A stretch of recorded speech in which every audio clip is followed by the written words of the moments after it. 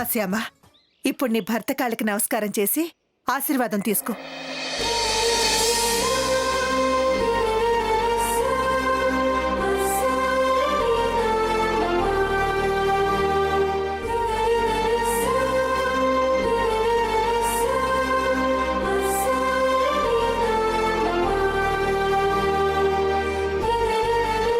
తీసుకో బాబు.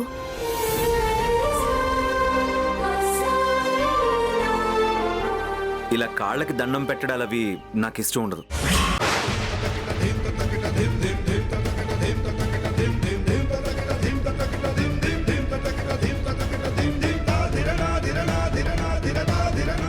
అలా అంటే కుదరదు బాబు.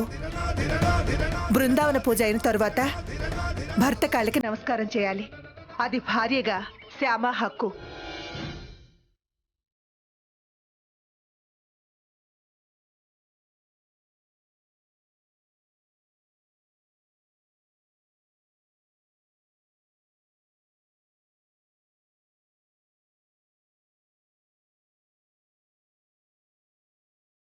రామ్మా,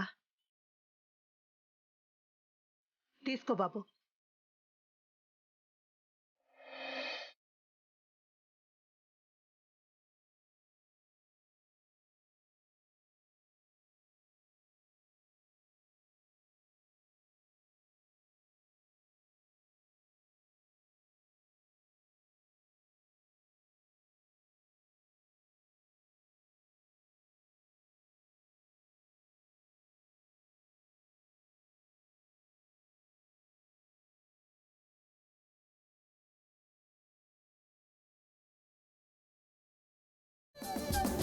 కన్నయ్య, ఈ పాదాలతో నన్ను 7 అడుగులు నడిపించావు.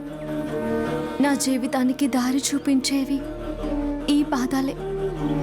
జీవితాంతం నేను కలిసి నడవాల్సింది ఈ పాదాలతోనే. ఈ క్షణం నుంచి ఈయన క్షేమమే నా భాగ్యం, సౌభాగ్యం.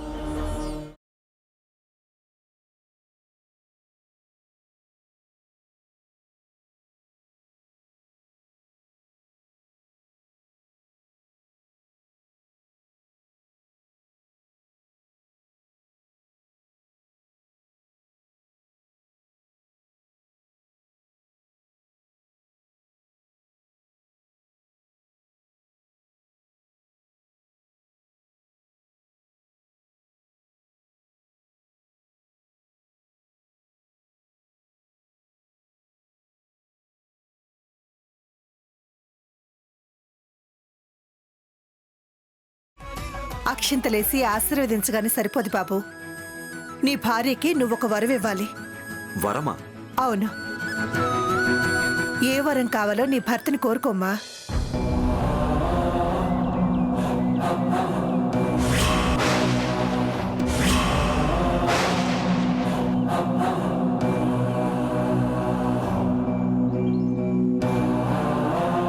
డబ్బు నగలు అడుగుతుందా ఏంటి?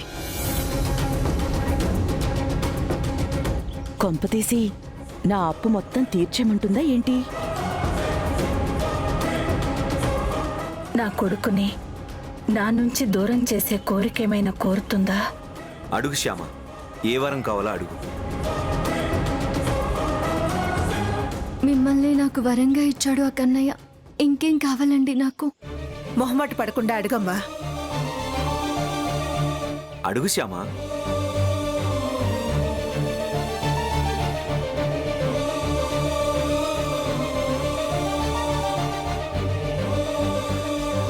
నాకేం అవసరం లేదండి. అలా అంటే కుదరదమ్మా. బృందావన పూజ చేశాక ఖచ్చితంగా భర్తని ఒక వరం అడగాలి.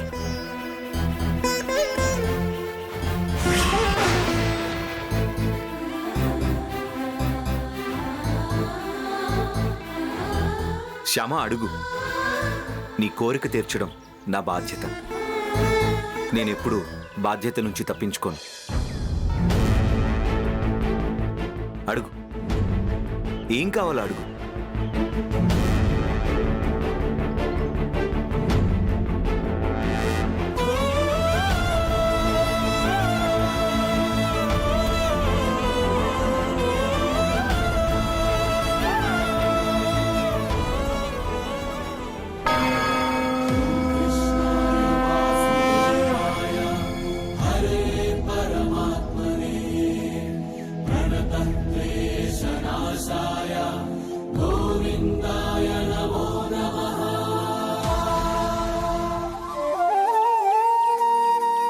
నాకు నాకు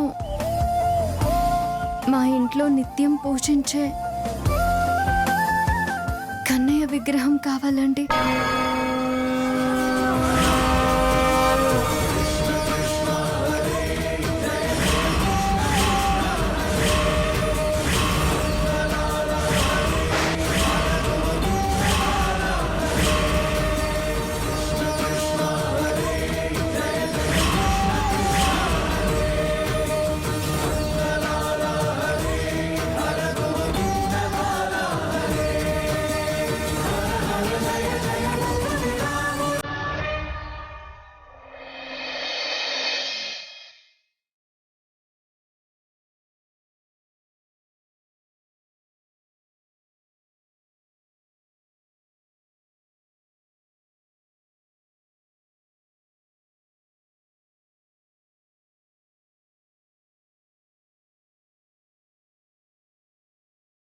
అలాగే తెచ్చిస్తాను.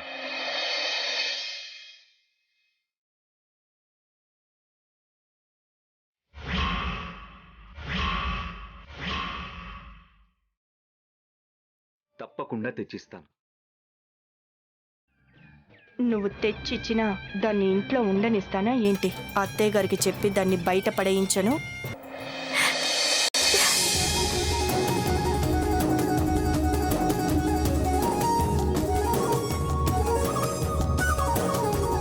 వసంత, నీ కోడలు ఎంత గొప్పతో చూసావా? వజ్రాలు వైఢూర్యాలు పొదిగిన నగలివ్వగల స్తోమతున్న మిమ్మల్ని కూడా అవేవీ అడగలేదు. తన పుట్టింట్లో ఉన్న కృష్ణుడి బొమ్మ తెచ్చి ఇవ్వమని అడుగుతుంది. ఇలాంటి కోడలు వచ్చినందుకు నువ్వు చాలా అదృష్టవంతురాలివి వసంత. వజ్రాలు వైఢూర్యాల కంటే విలువైన నా కొడుకునే బుట్టలో వేసుకుంది కదా ఈ మాయలాడి.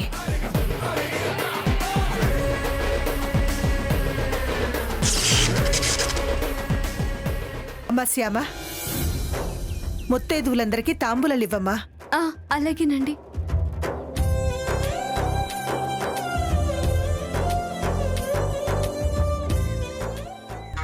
వీలైనంత త్వరగా దీన్ని ఇంట్లో నుంచి తరిమేయాలి. అలాగే వదినా, తరిమేద్దాం. తొందరలోనే తరిమేద్దాం.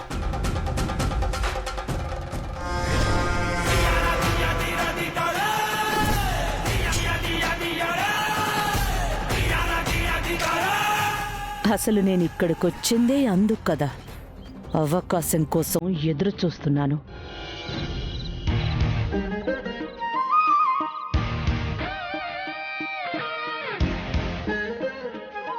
చాలమ్మా, చాలు చాలు.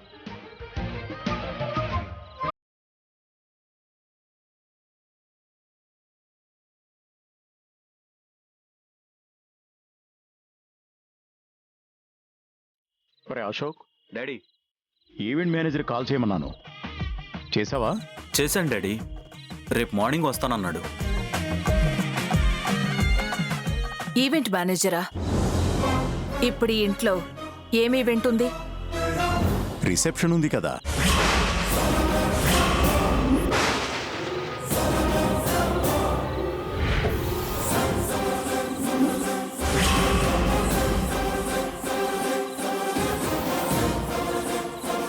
అవసరమా?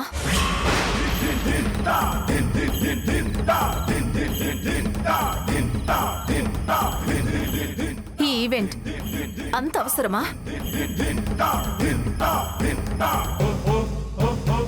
జరిగిన ఈవెంట్ సరిపోలేదా? బృందావన పూజ అంటే ఏదో సంప్రదాయం కదా అని అనుకొని సరే అన్నాను. అలాగే రిసెప్షన్కి కూడా సరే అంటాను అని అనుకుంటున్నారా?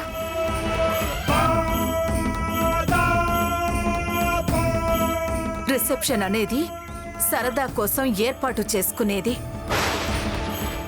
ఇప్పుడు ఆ సరదాలు కోరుకునే మూడ్లో మనం ఉన్నామా?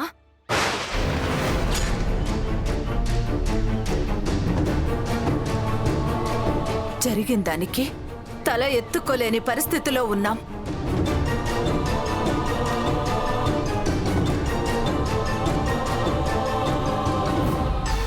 అది మీకు తెలుస్తుందా?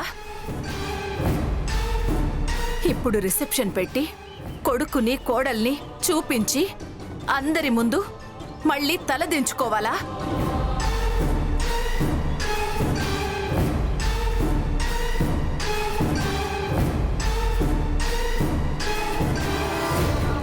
తల దించుకోవడం కోసం కాదు, తల ఎత్తుకోవడం కోసమే ఈ రిసెప్షన్ ఏర్పాట్లు చేయాలని నేను అనుకుంటున్నాను.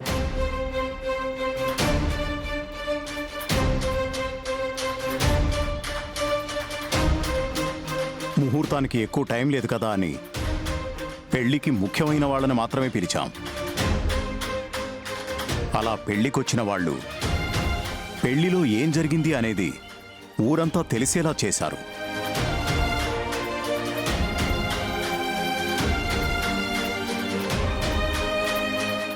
ఏంటి, పెళ్లిలో గొడవ జరిగింది కదా అని కొందరు, పెళ్లి ఆగిపోయింది కదా అని కొందరు, ఇలా తెలిసిన వాళ్ళంతా ఫోన్ చేసి రకరకాలుగా అడుగుతున్నారు.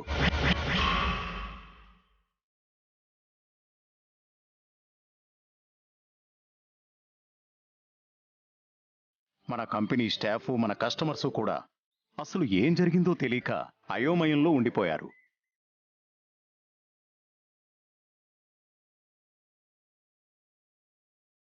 వాళ్ళందరి అనుమానాలు, అపోహలు తొలగిపోవాలంటే మన కోడల్ని అందరికీ పరిచయం చేయడం కోసం ఈ రిసెప్షన్ ఏర్పాటు చేయాలి. తప్పదు.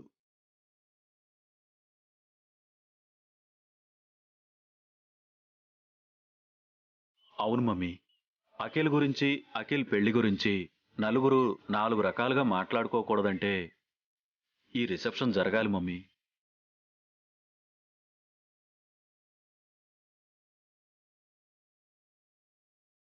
ప్లీజ్ మమ్మీ, పరిస్థితిని అర్థం చేసుకుని రిసెప్షన్కి ఒప్పుకో మమ్మీ. ప్లీజ్, మా కోసం మమ్మీ. అవును మమ్మీ, ప్లీజ్ మా కోసం ఒప్పుకో.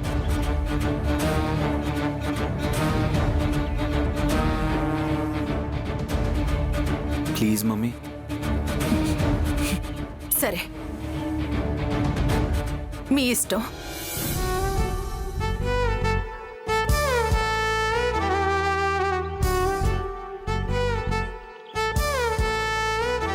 నాన్న అఖిల్, రిసెప్షన్కి మీ అత్తమామలు కూడా ఉండాలి.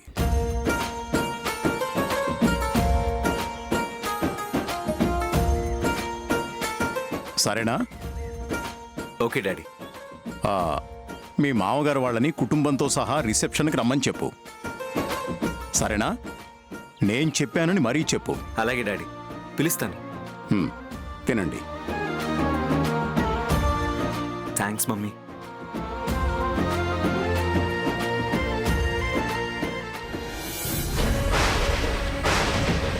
ఏంటి ఐశ్వర్య ఇది? ఏంటిది? నాకిష్టం లేకుండా ఆ శ్యామ కోడలిగా ఈ ఇంట్లోకొచ్చింది. నాకిష్టం లేకుండా ఆ శ్యామ బృందావన పూజ చేసింది. నా ఇష్టం లేకుండా రేపు రిసెప్షన్ జరగబోతుంది. ఈ ఇంట్లో నాకు, నా ఇష్టాలకి ఉన్న విలువ ఇదేనా?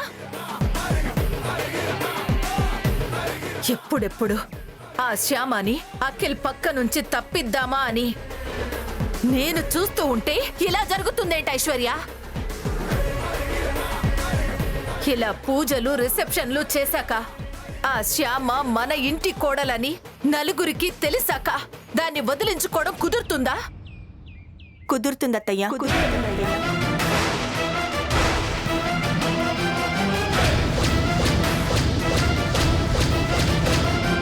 ఖచ్చితంగా కుదురుతుంది. మీరేం టెన్షన్ పడకండి, నేనున్నాను కదా.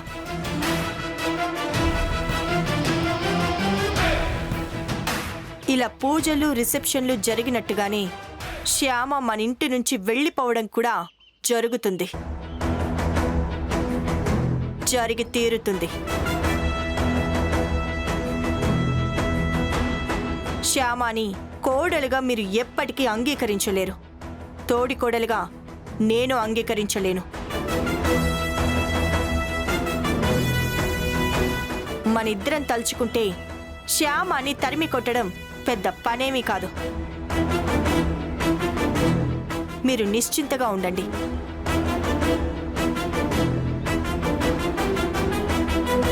నువ్వు ఏం చేస్తావో నాకు తెలియదు. వీలైనంత త్వరగా ఆ శ్యామ మాత్రం మన ఇంటి నుంచి వెళ్ళిపోవాలి, అంతే.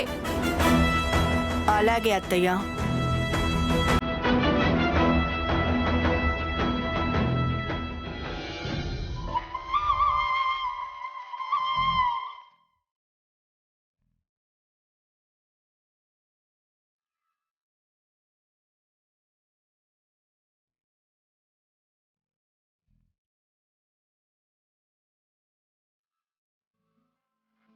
శ్యామా, ఏంటండి? ఇంకా పడుకోలేదా? నిద్ర పట్టడం లేదండి. మనసులో కలవరం ఉంటే కళ్ళ మీదకి కునికెలా వస్తుంది శ్యామ. వర్తమానం అంతా గతంతోనే నిండిపోతే భవిష్యత్తు అగమ్య గోచరంలా అనిపిస్తుంది.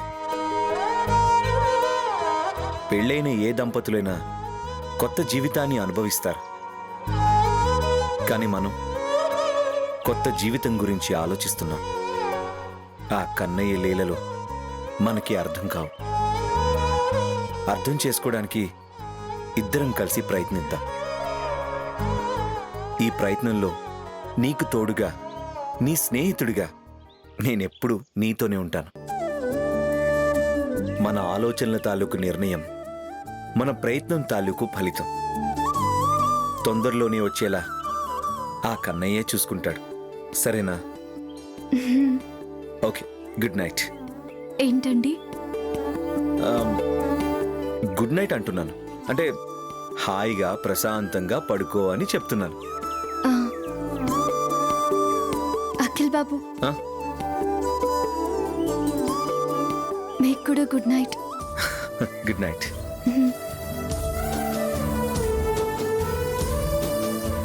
మీరెంత మంచివారు అఖిల్ బాబు. మీరు కోరుకున్నట్టు అందమైన అమ్మాయి మీకు భార్యగా రాకపోయినా, మీ ఆస్తి అంతస్తుకి తగ్గ భార్య రాకపోయినా, భార్య గురించి ఇంతలా ఆలోచిస్తున్నారు. ఇంతలా బాధ్యత తీసుకునే మనిషిని నేను కూడా చూడలేదు అఖిల్ బాబు.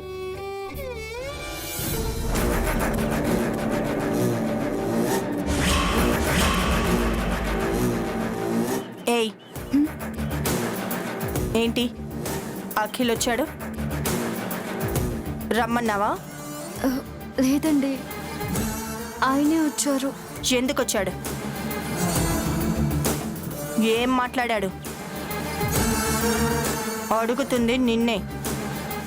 అఖిల్ ఎందుకు వచ్చాడు? ఏం మాట్లాడాడు? భార్య దగ్గరికి భర్త ఎందుకైనా రావచ్చు కదండి,